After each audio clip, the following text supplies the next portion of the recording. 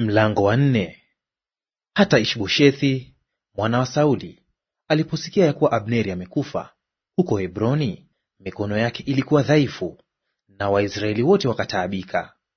Na huyo mwana wa Sauli alikuwa na watu wawili, maakida wa vikosi, jina lake mmoja akiitwa Baana, na jina la wapili Rekabu, wana wa Rimoni, Beerothi wa wana wa Benyamini, kwa maana Beerothi umehesabiwa kuwa wa Benyamini. Na hao wa Beerothi walikimbia kwenda Githaimu, ndipo wanapokaa hali ya ugeni hata hivi leo. Na Yonathani mwana wa Sauli alikuwa na mwana aliyekuwa na kilema cha miguu. Alikuwa amepata miaka 5 habari za Sauli na Yonathani zilipofika Israeli, na yaya wake akamchukua akakimbia. Ikawa alipokimbia kwa haraka, huyo mtoto akaanguka akawa kilema, na jina lake aliitwa Mefiboshethi. Na wale wana wa Rimoni, Mbeerothi, Rekabu na Baana, wakaenda wakafika nyumbani kwa Ishboshethi wakati wa hari ya mchana, alipokuwa akipumzika adhuhuri. Wakafika kati ya nyumba, kana kwamba wanataka kuchukua ngano, wakampiga mkuki wa tumbo. Kisha Rekabu na Baana nduguye wakakimbia.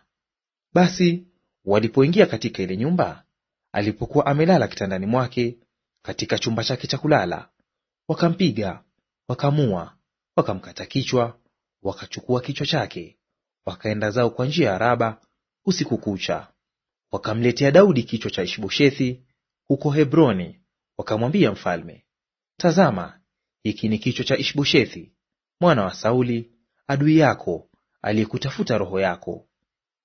Bwana amemlipia kisasi bwana wangu mfalme hivi leo juu ya Sauli na juu ya wazao wake. Naye Daudi akawajibu Rekabu na Baana nduguye, wana wa Rimoni Mbeerothi, akawaambia, aishivyo Bwana aliyenihifadhi roho yangu katika shida zote, mtu mmoja aliponiambia akasema, tazama, Sauli amekufa, akidhani ya kuwa ameleta habari njema, na alimshika nikamua huko Siklagi, ndio ujira niliyompa kwa habari zake.